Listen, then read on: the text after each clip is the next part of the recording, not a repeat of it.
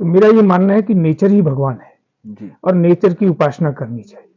और जैसे जल पानी नीर एक है, वैसे धरती गाय प्रकृति तीनों एक है। धर्म सनातन है, जो एकट्ठ है, जो स्थायी है और जो कभी बदलता नहीं है। संस्कृति में दूध और पूत बेचना ही अपराध माना गया है।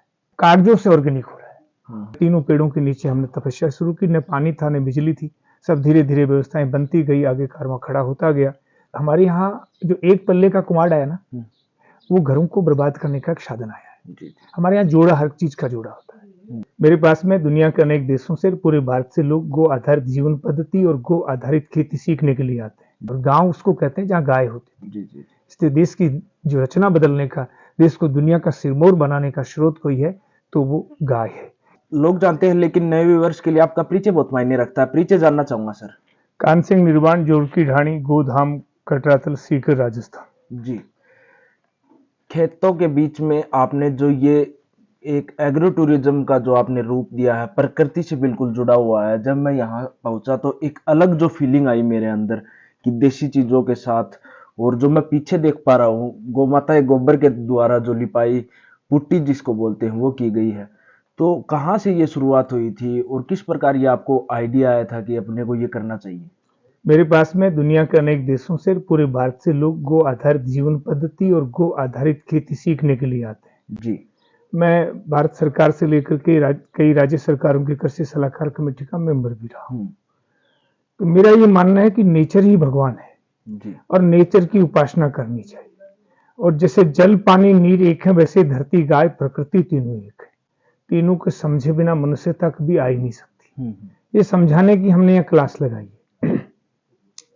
मेरा ये दूसरा मानना है कि दुनिया में बीमारी जो है शरीर में नहीं होती, आदमी के मन में होती है। अच्छा। समस्याएं की जड़ मन है जी। तो मन का समाधान कैसे हो, इसकी हमने यहाँ प्रयोगशाला बनाई है, जिसको सीखने देखने के लिए दुनिया भर से लोग आते हैं। तो ये उसी से एक परंपरा पर 18-20 साल पहले हमने एक पेड़ के नीचे आके हम बैठे, एक के नीचे हमारी गाय, एक के नीचे घोड़ी, और एक जो है तीनों पेड़ों के नीचे हमने तपस्या शुरू की। न पानी था न बिजली थी, सब धीरे धीरे व्यवस्थाएं बनती गई, आगे कारवां खड़ा होता गया।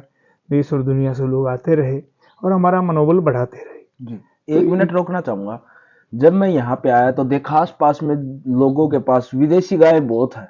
आपके यहाँ क्षेत्र की बात करूं, लेकिन ये तो विदेशी गायों के लिए इन्वायरमेंट है ही नहीं, जबकि लोगों को इतनी आदत हो चुकी है कि दूध बेच दिया, उसके पैसे आ गए दिन के दिन। नहीं, हमारी परंपराओं को हमने धज्जियां उड़ाने का ठेका ले लिया है।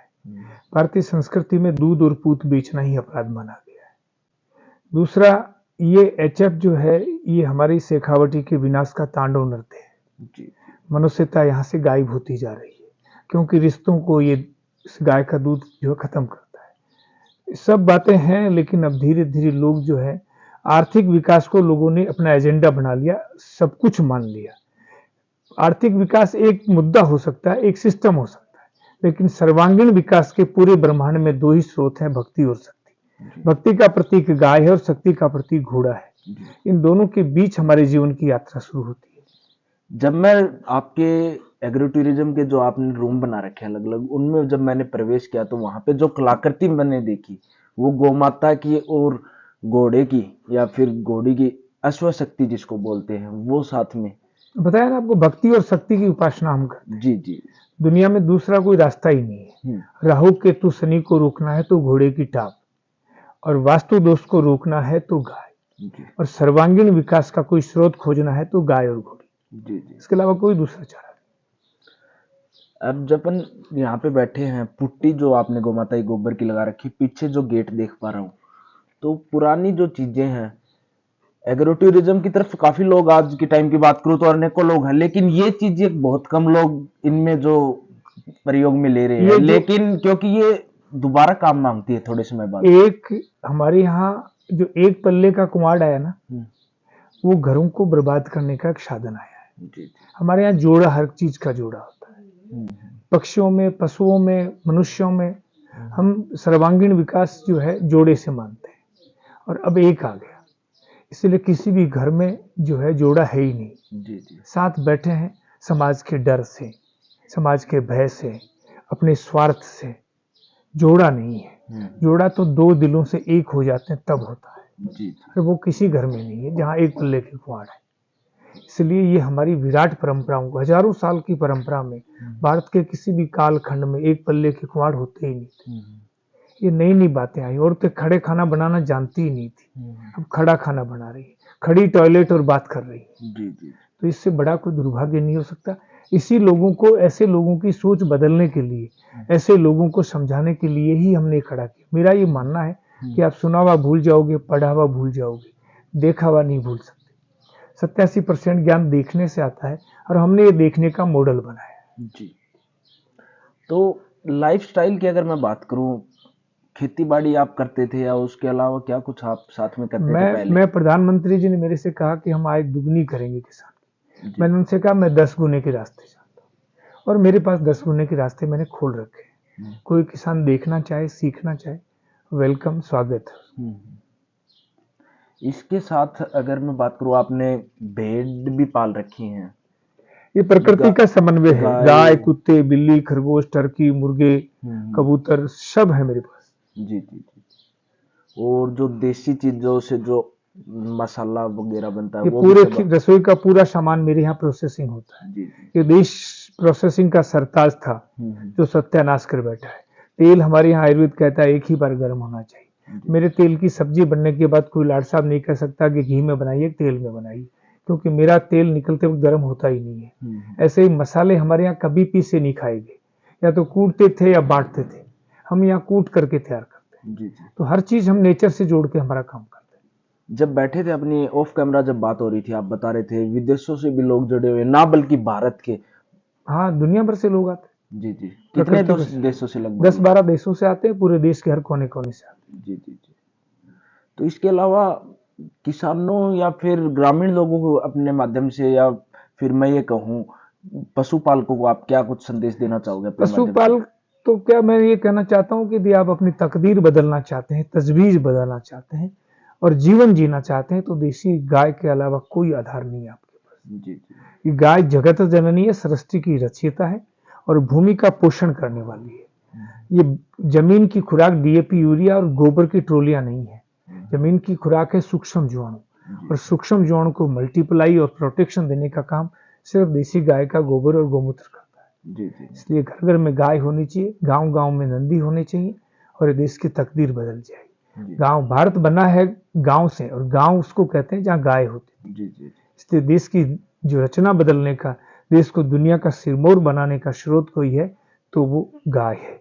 ये देश श्रेष्ठ बनेगा 3 कारणों से: आयुर्वेद, हमारी जो चिकित्सा व्यवस्था है वो, और शिक्षा जिसमें हम सदैव दुनिया के सिरमौर रहे हैं, और हमारी कृषि। इन 3 से, बाकी और किसी सिस्टम से देश दुनिया का सिरमौर नहीं बनेगा। और ये सौभाग्य है कि हमारे प्रधानमंत्री मोदी जी जो है वो इन तीनों को फोकस करके इस पे काम भी कर। जी जी जी। एक बात और आप जो बता रहे थे, मनुष्य कहीं ना कहीं विकलांग मानसिक रूप से, या ये मानने की उसको बैठे बैठे सब कुछ चाहिए? नहीं, ये खानपान और वर्तमान वातावरण समय दोनों का में। दोष है। मनुष्य का दोष नहीं है, उसके संस्कारों और जीन का भी दोष नहीं है। ये दोष जो है वातावरण का है, और लोग इसको समझ नहीं रहे। जी। लोग कमियां और कहीं ढूंढ रहे हैं। कमी जो है खुद के, यही सबसे पहला काम है, और ये बिना गाय के, बिना धरती के हो नहीं सकता। सर, धर्म की जब बात आती है, हिंदू धर्म, सनातन धर्म की, तो इसके पीछे पाखंड वर्तमान समय में लोग ज्यादा फैला रहे हैं, लेकिन आप बता रहे थे विज्ञान है इसमें कहीं ना कहीं। पाखंड पंथों ने फैलाया है, जिसको हिंदू, मुस्लिम, सिख, ईसाई, जैन, बुद्ध कह रहे हैं ना। जी। ये धर्म नहीं है, ये पंथ है। धर्म कभी बदलता नहीं है। आग का धर्म अमेरिका और जापान, पाकिस्तान और भारत में अलग अलग है क्या? जी जी। सबको जलाएगा। पानी का धर्म अलग अलग है क्या? तो धर्म कभी नहीं बदलता है, ये पंथ बदलते हैं, और पंथों को दुकानदार चलाते हैं। अपनी सुविधाओं के अनुसार नियम और नियमावली बना रखी। इसलिए अच्छे और सच्चे मनुष्यों को इन पंथों के जंजाल से बचना चाहिए। ये सब शोषण करता है। धर्म सनातन है, जो इकट्ठे है, जो स्थायी है, और जो कभी बदलता नहीं है। इसलिए धर्म संपूर्ण विज्ञान है। जो धर्म में नहीं है वो सृष्टि में कहीं नहीं है। मनुष्य का धर्म बदलता नहीं है। इसलिए आदमी को जीवन में सच्चाई के साथ धर्म का अंगीकार करना चाहिए। जी ये भक्ति और शक्ति, आदमी इन दोनों से विकास इसलिए होता है कि यदि आप में भक्ति नहीं है तो आप उदंड हो जाएंगे, और शक्ति नहीं है तो आपको कोई भक्ति करने नहीं देगा। जी इसलिए हमारे पूर्वजों ने दोनों का सदैव समन्वय किया। हमारे जितने अवतारी पुरुष हुए हैं, जितने श्रेष्ठ अवतार हुए हैं, वो भक्ति और शक्ति के सामर्थ्य से ही हुए हैं। हम भारत के लोग, सनातन के लोग इस ब्रेन को खेलना ही नहीं जानते। हम छल कपट से बहुत वाकिफ भी नहीं है। ये छल कपट करने वाले भारतीय जीन और संस्कृति के लोग नहीं है। सिक्किम राज्य की अगर मैं बात करूं तो वहां पे ऑर्गेनिक बहुत ज्यादा लेवल पे मतलब बढ़ चुका है।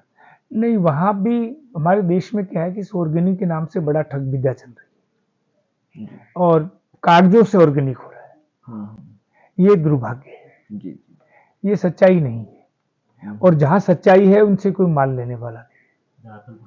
तो ये सब प्रैक्टिकल बातें सरकारें भी नहीं चाहती। जी कोई सरकार आ जाए, ज्यादा किसान के बारे में ज्यादा अच्छा सोचने की किसी की क्षमता नहीं है, क्योंकि किसान समृद्ध हो जाएगा, समस्याओं का समाधान हो जाएगा, तो इन लंगूर राजनेताओं को नेता कौन बनाएगा। जी इसलिए कभी नहीं चाहते ये लोग, चाहे कोई सी भी पार्टी हो। तीन इस देश के कलंक है किसान के लिए: जातिवाद, पार्टीवाद और वंशवाद। इन तीनों से जिस दिन देश का किसान मुक्त होगा, उस दिन धरती पर राज किसान का होगा। जी आपने बताया गौ माता के साथ घोड़े वगैरह, बतख, इन सब ये सब चीजें तो आपके साथ आपके पास यहाँ पे एग्रो टूरिज्म में मौजूद है। जब मैंने ये देखा आपके पास चरखे, पुराने समय के और भी अनेक औजार जो आपके पास हैं, सब औजारों का हमारे यहाँ विज्ञान है। जी ध्यान का सबसे बड़ा साधन हमारे यहाँ चरखा है। जी चरखे से तो गांधी ने आजादी दिला दी और चरखे से ही ईश्वर की प्राप्ति का स्रोत बना दिया। तो इसलिए हमारे हर विषय में, हर बात में, हर चीज में हमारे यहाँ विज्ञान है। इस देश का दुर्भाग्य उस दिन लिखा गया जिस दिन लोग खाने की वस्तु, कपड़े और पौधे सुंदरता से लाने लगे, जबकि तीनों चीजें गुणवत्ता से आनी चाहिए। हमारे पूर्वज कहते गए कि मोटा पैरो मोटा खाओ, जो आज प्रधानमंत्री कह रहे हैं। तो ये तो हमारी हजारों साल की परंपरा है, जिसको हमें ठीक करना ही पड़ेगा। ये मेरा मानना है। ऐसी कुछ जानकारियां जानने के लिए फार्मिंग ज्योग्राफी चैनल पर बने रहे। तो बहुत बहुत धन्यवाद करना चाहूंगा सर। मैं भी काफी कुछ प्रभावित हुआ आपकी बातें सुनकर, और आशा करता हूं कि व्यूवर्स हैं वो भी आपकी बातें सुनकर बहुत ज्यादा प्रभावित होंगे सर। जय गौ माता, जय गोपाल। जय गौ माता, जय गोपाल।